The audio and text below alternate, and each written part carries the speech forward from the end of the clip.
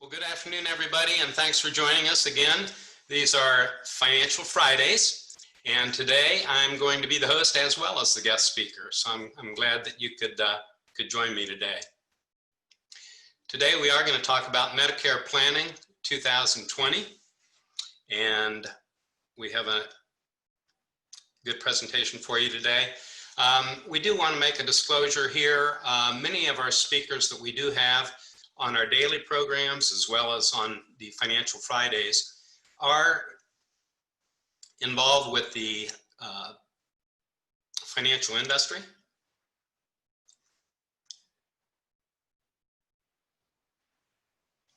And also act on the board of directors of COPEC. So I'm going to give you a minute and I'll be silent for about a minute to let you look over the disclosure, and I'll rejoin you.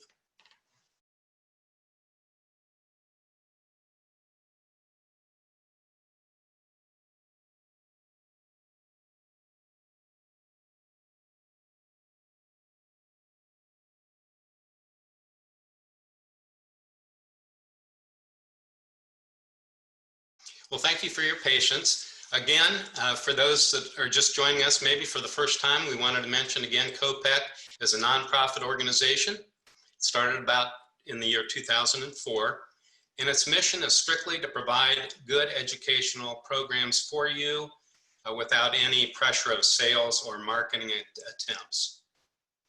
And so the Friday programs that we're doing today are lecture type series lasting about 50 minutes.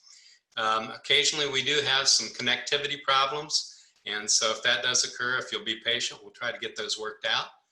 And also we invite you to share our programs with others that may benefit or be interested in them. And so if that's the case, please feel free to do that and contact us for those needs that you might have. On the right here, it shows many of our guest speakers that we'll have throughout the year, and so you can tune in. And now, as we mentioned, we have daily programs at 2 o'clock every day, and we invite you to go into our website, which is copeceducation.org, and you'll see a variety of tiles that we're showing you here to access many good programs. The daily programs are programmed out. We actually have programmed them for the rest of the year, and you can kind of look month by month, as I'll show you here, and you can kind of look ahead. Of course, we'd like you to join us every day, but there may be particular programs that you want to focus in on, so we do get those advertised in advance. Another tile that could interest you is the Retirement Decisions tile, and by clicking on that, you can see about our programs 2 or 3 times a year. We really focus in on retirement planning and kind of discuss all the issues involved in that, and including the state programs, pension programs. Another tile is, in fact, what we're doing today, Financial Fridays. So you can look ahead and look at those in-depth programs. As I mentioned, if you have departments that you're involved with, or companies or other nonprofits that can benefit by our programs, we can set up special sessions for you. And then don't overlook the fact that you can access this tile, and it allows you to hook up with our speakers for a 15-minute consultation. And you may have private kind of or individual questions that maybe didn't get answered during our presentation, and you can sign up for a good one-on-one for 15 minutes with one of our expert speakers. So at this time, I'm going to switch over, if you'll bear with me here, and we're going to bring up the presentation for today.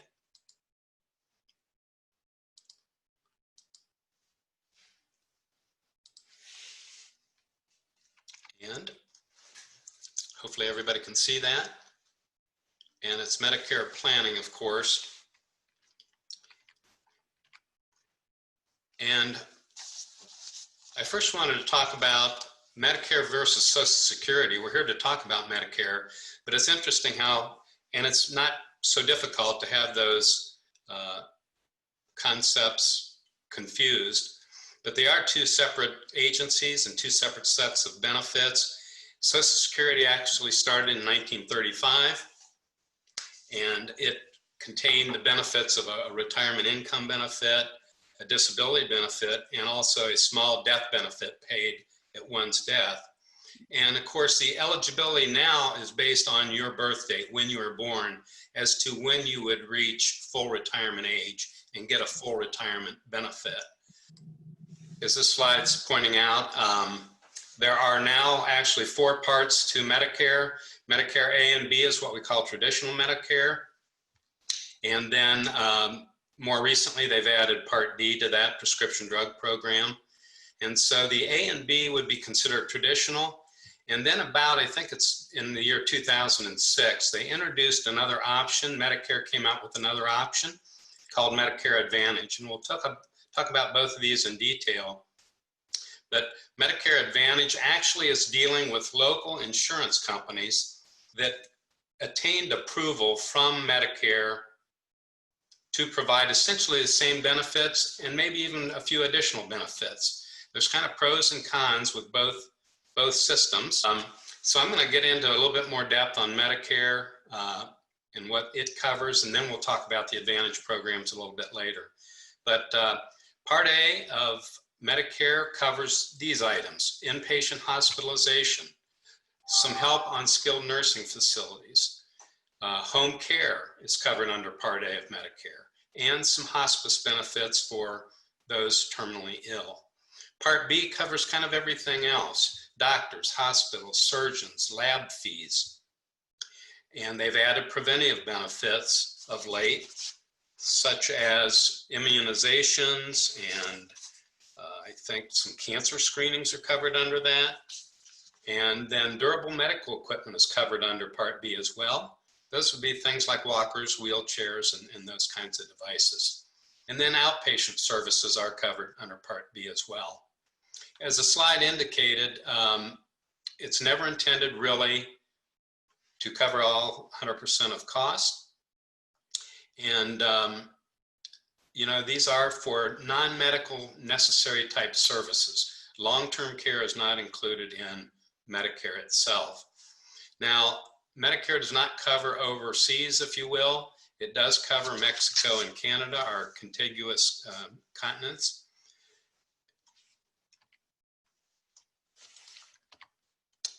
And let me cover a few of the deductibles and copays under Part A and B. And I'm going to assume here that you don't have any kind of supplement. You're going to be exposed to these deductibles and copays out of pocket. So the hospital deductible is $1,408 this year. It changes a little bit every year. Every time you enter the hospital, you would be subject to that deductible if you didn't have any kind of supplement to help out. Hospital copays. Medicare actually does a very good job of covering the first 60 days in the hospital. Now, you know, you're typically not in the hospital more than a few days. They kind of get you in a position where you can leave, maybe go home, maybe go to a nursing home. And so a long stay is very, very rare. And so, however, there are occasions where you might need to stay beyond 60 days. At that point, if you didn't have a supplement, you would have quite an exposure of a copay, $352 out of your pocket each day. And then for stays longer than 90 days, there's actually a reserve days of 60 days, reserve days lifetime. But again, you would pay significantly each of those days. Skilled nursing home, Medicare pays the first 20 days in full, and then they'll pay part of the next 80 days. Again, not long-term care. Now, most people don't have a Part A premium. They've paid that through their employer, or maybe a spouse had paid it while they were employed. So it's very rare that you would have any additional premium for Part A. It's, quote, free for most people. There are rare circumstances where you didn't contribute in maybe to Social Security or Medicare, and so you would have a premium as shown here. Now, Part B, it also has an annual deductible, and it's annual at $198 currently. And then after that, there's basically cost sharing, where Medicare picks up 20% and you would pay out of your pocket 20%. Again, all this is presuming that you don't have a supplement. Now, the monthly premium for Medicare Part B, which pretty much everybody would be subject to, is currently $144.60. However, and I know this chart's pretty difficult to read, it's small, but they are now indexing the Part B premium to one's income. And they're going to look at income from pretty much all sources for determining what exact premium you pay under Part B. So it's pretty liberal, but if you do happen to make, in filing jointly with a spouse, if you make over $174,000, then your premium would actually be higher than the $144.60. Or for an individual or filing separately, it's $87,000. So as long as it's under those income levels, you would pay $144.60. If it exceeds that, and it can go all the way up to a high premium of $491 a month, but those are for very, very, very high incomes, exceeding $750,000 actually. So just be aware of that the Part B premiums are indexed to income at this point. So this is kind of a summary slide again, we're dealing with traditional Medicare Part A and B, and then the supplement, which would either you would personally buy privately, or maybe you're lucky and have an employer providing that Part B premium. And then thirdly is the Part D that they added to traditional Medicare. Part D is your prescription drug benefit. So you're kind of looking at maybe 3 different sources for your benefit, and that in itself may consider kind of confusing.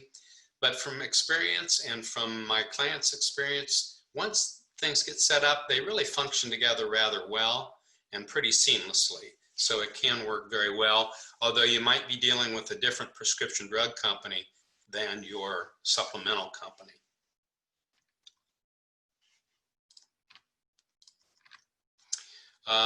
So again, let's talk about supplementing those deductibles and copays.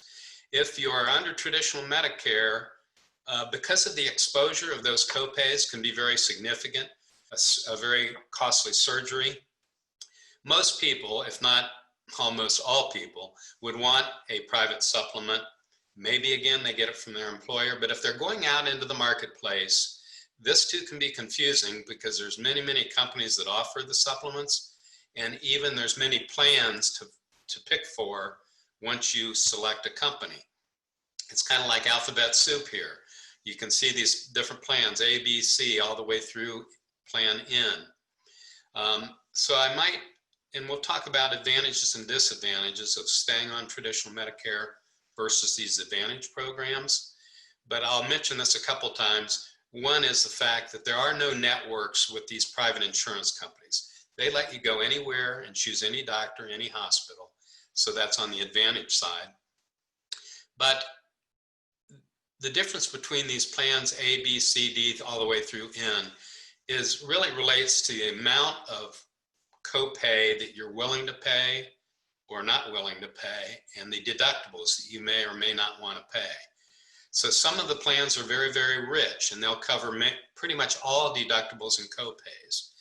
Others, if you're willing to tolerate some of the deductibles and copays, depending on how much you're willing to meet out of pocket, you can lower your premium. This is a reminder too that when you're first eligible for Medicare, you want to sign up on a timely basis. And if you're already retired and you don't have a company plan offering this, then you are eligible to sign up 3 months before you turn 65, the actual month you turn 65, and then you're given the liberalization of 3 months to sign up after you're 65. Now, most of you want or would want this effective on your birth date of 65, and that's when everybody becomes eligible for Medicare. And so, you know, you do want to plan ahead on that. I recommend at least maybe a couple months ahead if you want the coverage effective on your birth date, age 65. Now, again, if you continue to work and your employer is providing health care, then you don't need to sign up right away. I would always recommend that you talk to your HR department to make sure what they're wanting you to do on that. If you get free Part A, for instance, they may want you to sign up for it, even though they're going to cover hospital themselves. It's just a kind of a backup. So do check in with your HR department to find out your eligibility. This chart, again, very difficult to see, but I was trying to make the point here that there are these different plans, A, B, C, D, all the way through N. And it depends on, again, how much of the deductibles you want to pick up. Do you want to pick up the Part A deductible, but you're willing to pick up the Part B deductible of the $198 a year? And so that's what these different plans afford you the opportunity to do. And then your premium is dictated according to what plan you do pick out. So what I've done here is showing a chart here, and the chart shows, again, traditional Medicare on the left, and we've got on the right side, we've got Medicare Advantage. So pros and cons of both. And so let me kind of switch back and forth. With the left side, again, hopefully you're getting Part A without a premium. You're picking up Part B, $144 and some change. Then you're picking a supplement. Depending on the supplement you pick out will dictate the cost. For a supplement that covers most deductibles and all of the copays, with the exception of maybe that Part B, $198 a year, that's all you would be responsible for.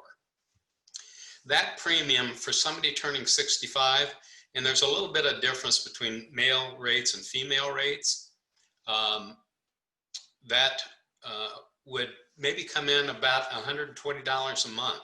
So we've got the $144, we've got the $120 a month, but we've got to also pick up that prescription drug plan.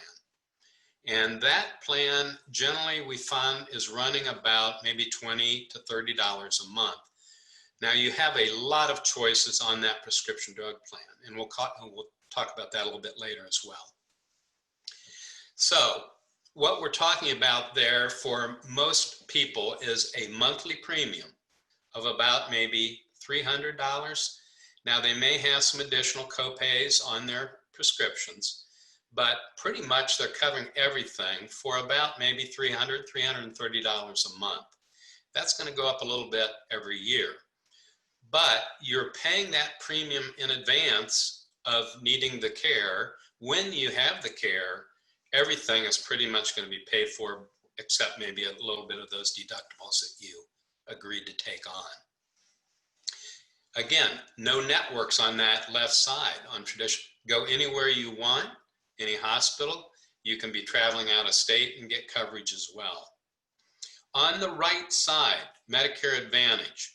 And again, what Medicare says is we're going to give people an option, and we're going to get out of the healthcare business for that individual that elects Advantage.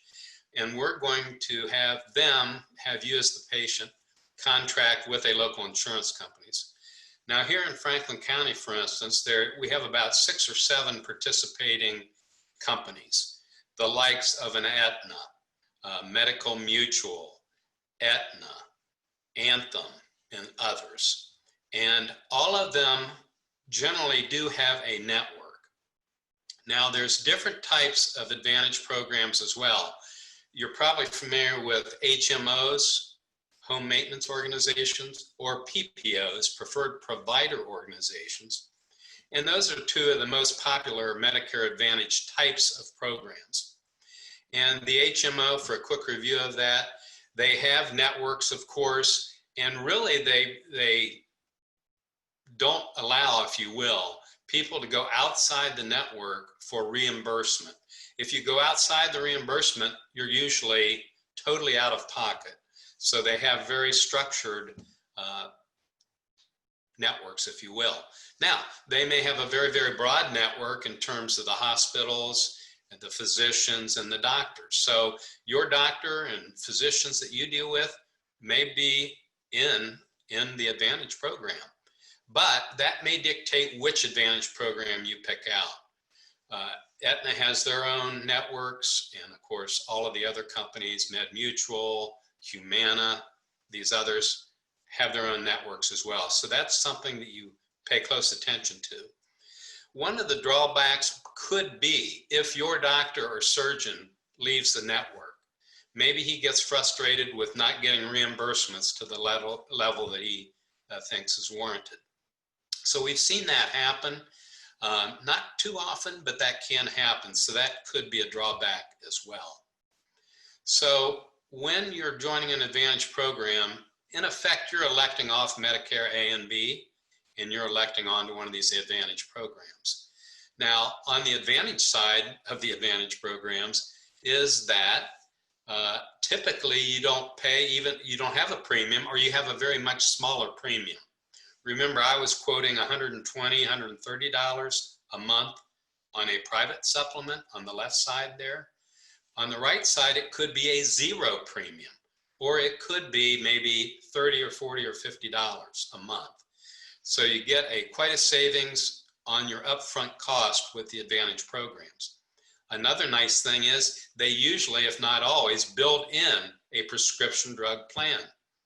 So when you're looking at these and you're contemplating going with an Advantage and you're looking at the different companies, you want to look at the providers, obviously your doctors and the hospitals that you prefer, and the surgeons and specialists, but also look at their prescription drug plan.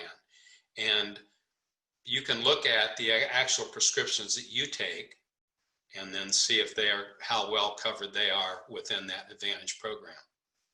But they package everything together in these Advantage programs. So you're kind of an Advantage, you're dealing with one company, one source for all your healthcare needs. Now, if perhaps you get disenchanted with the Advantage program, you can always go back to Medicare, traditional Medicare A and B. They will always take you back. And so there are certain periods of enrollment where you can disenroll and go back to Medicare, which again, you may want to do if your doctor leaves, or for some other reason you're not satisfied with the coverage. There's a number of ways you can make a change, and there's different enrollment periods when you can do this. But first of all, every year, and you have an open enrollment period towards the end of the year or the beginning of the new year, where you can actually switch Advantage programs. Maybe your doctor went from MedMutual to Anthem, so you want to follow that doctor. And all things considered, then you can change without any insurability questions or without any pre-existing conditions. You can go into another Advantage program. As I started to mention, you can also go back to Medicare traditional A and B. And there's certain times of the year when it would probably be most advantageous to make that switch. But here is a caution at this point, and that is, after a period of open enrollment, which presumably you would be extending beyond your open enrollment period, making this type of change. So you can go back to A and B. However, the private insurance companies can now what we call underwrite you. They can look at your health, and then they're going to rate your costs based on your attained age at that point as well. So if your health changed a lot, or let's say your age changed a lot, when you want to go back, again, no problem getting on A and B, but the supplement is what they can actually prevent or charge you a much higher rate based on your changing health conditions at that point. You can get on a prescription drug plan with no pre-existing conditions, so that wouldn't be a problem getting on a private prescription drug plan once you leave your Advantage program. So just be aware of that. And again, I'm going to go back, try to go back here a little bit. And we kind of skipped over some of these copays and deductibles again, just to review that. You've got a Part A deductible, you've got a Part B deductible, and you've got these different copays for extended hospital stays. You've got copays for skilled. So again, when you're picking out a private supplement, you want to look at these various plans. Now, again, the insurance companies don't have to offer all these plans, but whatever plans they choose to offer, let's say one company said, I'll offer plan A, I'll offer plan D, and I'll offer plan N. Whatever plans they do offer, they must stick to what we call standardized benefits. I showed you on that one chart, you know, all plan A's cover the same benefits. All plan B's and C's cover the same benefits. So it doesn't matter which company in terms of the benefit structure, but it could matter how strong that insurance company is, how good at claims paying they've been, and are they competitive on their rates. That's the difference in the companies, because whatever plans they do offer, they must be standardized benefits. But all the companies don't have to offer all the plans. So when you're going through that process, be aware of that. And so we might shift our discussion a little bit to Part D. Now, Part D would be you're picking out a private prescription drug plan from a private insurance company, and there are a lot to choose from. And even once you pick out a company, there's a lot of plans within each company based on the different formularies and based on the deductibles and how much their plan costs. So a good way to go there, of course, is to, and I'll mention this now, and I think I mentioned a little bit later, there is an excellent Medicare website, medicare.gov. Simply go in that, and you can use that website for going on to Medicare and initiating the relationship with Medicare and signing up for their benefits. But it's also a good website just to go in and learn more and more about the different plans, the different deductibles and copays, and the different companies that are offering it. And the website allows you actually to shop for the different prescription drug company that you favor. And this would entail a process where you put in the prescriptions that you have and figure out, and it'll show you the best companies for your particular drugs that you are utilizing. And of course, they have different tiers and different reimbursements based on the different tier of drugs, whether they're brand name or generic. It'll show you exactly what you might expect to pay for the coming year based on your own prescriptions. So it'll show you if the plan has any premiums. It'll show you how much if there is any deductible to that plan before they start paying, and then when they start paying, how much the reimbursement would be and how much out of pocket. And it does a great job of helping you select the insurance company that you're choosing. So there's different open enrollment periods, and it would depend on your circumstances as when you are first eligible for coverage. And that, again, could depend on whether you're still working or not. Again, if you're working for a company that has over 20 employees, and they're offering a healthcare plan, then that healthcare plan that they're offering continues to be primary. And oftentimes, they're covering all of your healthcare needs. So you are kind of exempt, if you will, from needing and automatically needing to go on Medicare.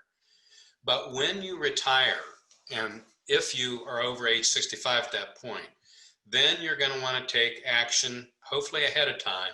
So when you lose coverage from your employer, you've also picked up immediately coverage from Medicare, including the Medicare prescription drug plan. So normally you'll have a special enrollment if this is happening to you during during the year.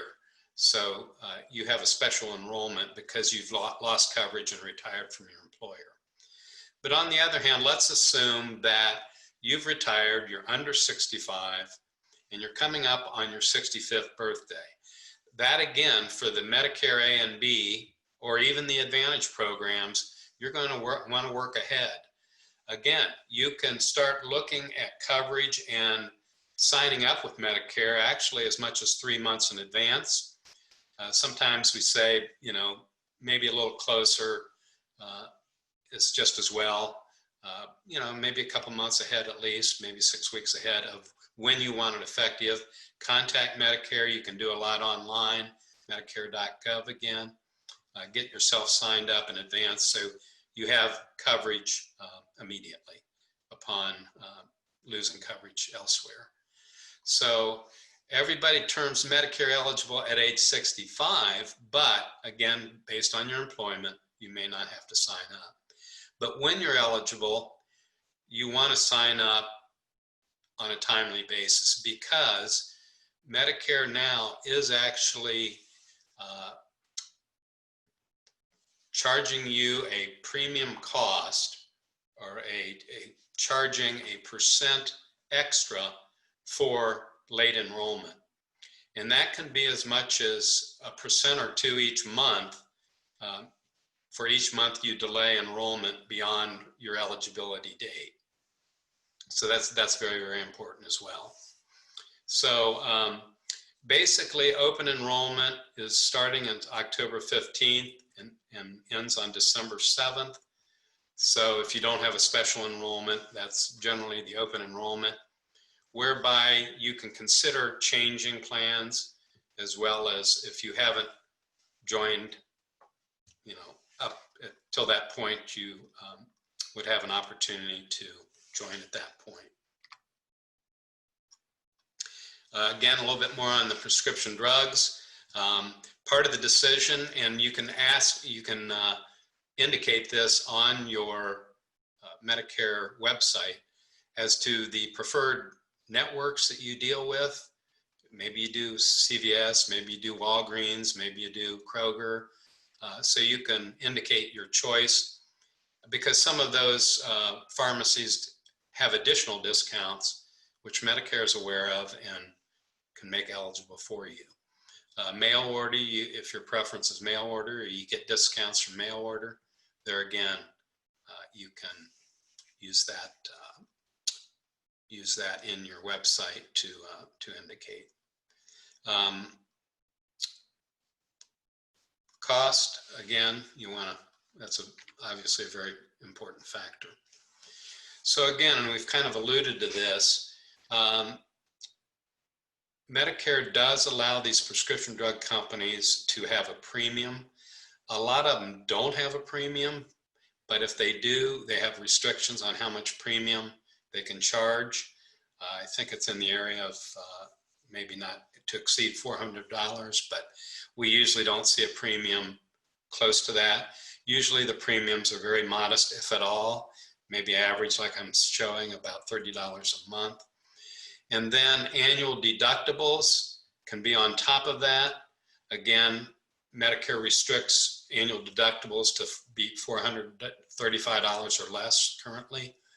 Some don't have any deductibles before you get into this copay relationship, and some might have something in between the $0 and $435. So do be aware of that. Then once any premiums and once any deductibles have been satisfied, that's when you go into these copays, and it highly depends on the different tiers of drugs that's being offered and your particular drugs that you require. But the first part of the copay is 25%. And when your out-of-pocket cost, including premiums, including any deductibles, and including the 25% that you're responsible for, when that would hit $4,020 currently, then you go into what's called a coverage gap, or they call it a donut hole. And it used to be in prior years, your copay would jump up to a much higher level of copay beyond the 25%. Well, over the years, they've reduced that and they reduced that. And right now, I think it too, this next period, is also at the 25% level. So in other words, after the $4,020 out of pocket, then you continue to pay 20% up to what we call this catastrophic out of pocket level. And that figure this year is $6,350. So when you're 25%, after deductibles, after premiums hit $6,350, then this catastrophic coverage kicks in, and you're only responsible then for 5% of those costs from there forward. Again, a little warning down here, for each month that you delay getting on Part D prescriptions, when you're eligible, there's a 1% penalty each month. And so that can be, you're 12 months late, it could be 12% higher for the rest of your life for each month you delay. So that can be very problematic. And so we encourage and help everybody try to take advantage of that right away. So I mentioned earlier that they've indexed your Medicare Part D premiums to your income. They have done similar things with Part D on your prescriptions. So again, probably difficult chart to read, but pretty much those same levels. Once you get to that $174,000 as a joint couple per year on income, or if it's $87,000 per individual, then your premiums will go higher. And right now, they can go as high as $76 more per month for the very, very high income people. So do be aware of that. And again, I'm talking about, and I don't think I've mentioned yet, whether or not you go on traditional Medicare, A and B and a private supplement, or the Advantage programs. Again, you actually do pay that Part B premium either way, even though you're going to go to the Advantage program. So your premium may be nothing or very little. You're still going to pay that $144 and change for, even though you're on Advantage, for that Part B premium. Technically, you're not under Part B, but Medicare collects that Part B premium and then passes it on through to the insurance company that you're dealing with for the Advantage. So you do pay that both ways. What you're saving is the supplemental premium and the separate Part D premium. Again, though, going on Advantage, you're going to be dealing with a network. It may be very broad. It may be very conducive to your doctors and hospitals, but do be aware of that you general. On the PPO types of Advantage programs, again, you can go outside network on those, but they probably won't reimburse as much as if you would stay in your network. So if you're looking at the Advantage programs, and I realize I'm kind of going back and forth here, do be aware that, are they offering an HMO, very restrictive network that you can't go outside of? Or is it a PPO, at least giving you ability to go outside your network, although they may not, reimburse as much? So I often describe the traditional versus the Advantage as, do you want to pay up front and then get pretty full coverage without a lot of additional out of pocket? Or do you want to save premium on the front end, knowing that as you need services, and I didn't mention this yet, as you need services, you're going to pay for the service as a copay at that point. Example, a lab fee. You're paying on your traditional Medicare, you're paying A and B, and you're paying a supplement. But when you have that lab fee, it's probably fully covered in most cases. On Advantage, you're not paying the premium, but when you have that lab fee, you might expect to pay $50. So it's not a free lunch. You're saving a lot on premium, but you're paying as you need services. Now, most of the Advantage programs have an annual cap that you can't exceed. However, it might be $3,500 or $4,000 a year. So, you know, a lot of this might depend on your health or health history and how much you want to make sure you're covered totally. So if you get into an Advantage program, start to run high cost, then your out-of-pockets might end up exceeding what you would have otherwise paid on your monthly premium. So again, I'm bringing up the chart again, kind of reviewing. We've talked about the advantages and disadvantages of both. And this is kind of a recap on the alternatives. Medicare A and B and supplements, and then your alternatives, which are both the HMO and PPO variety under normal circumstances. And again, the open enrollment periods, if you don't have a special enrollment, again, you might have a special enrollment if you're turning 65, mid-year, and then you're losing coverage from your employer. Another important thing I might mention at this point, which pertains to a lot of people that are working and have employer coverage, when you're ready to retire, if you're under age 65, you're going to have to find coverage on your own, maybe through the general, you know, community type plans. You're going to have to get coverage up till when you get Medicare eligible. And so that's an option, of course, that you need to think about.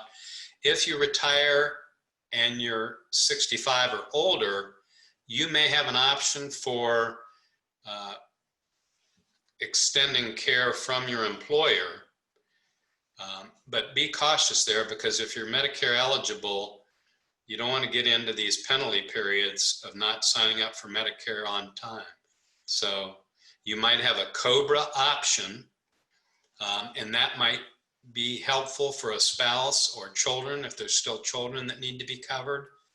But also be careful of you getting on to Medicare late and incurring a penalty. And so do be aware of that as well. Annual disenrollment is from January 1st to February 14th normally. And again, that's a period where, hey, I'm in an Advantage program, my doctors have left, or for whatever reason, they started to significantly increase the premium. So I do want to change plans. You, again, can change from Medicare Advantage to another Advantage with no health requirement or, you know, no pre-existing conditions. And so that would be your disenrollment period to make that kind of change, and you want to do that within that time period.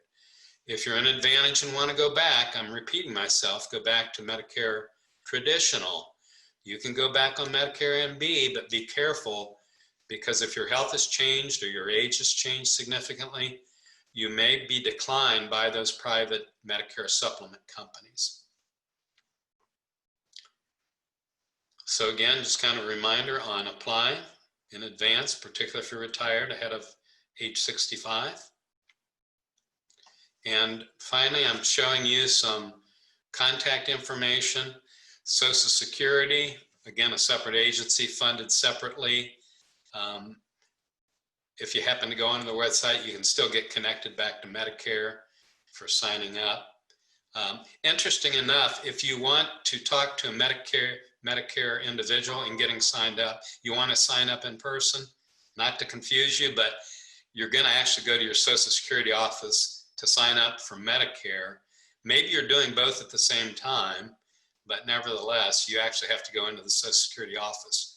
But thank goodness you can actually sign up for Medicare online very, very efficiently as well. OSHIP is a department within the Department of Insurance that's an excellent resource for Medicare information. And they can provide booklets on Medicare. Some of those may be sent to you as you turn 65, but a lot of times it's now pretty much online as to a lot of their brochures and information. But that's their number and a very good source for for Medicare information. We'll have future programs on Social Security. I hope by that time we've accomplished and fixed our IT problems. I very much apologize for those difficulties. I hope this has been helpful, and I know we're coming to our time at close. So just a reminder to go back on the COPEC organization.org, copeceducation.org, and stay tuned for our different programs. And please join us again for both the daily programs as well as the Financial Fridays.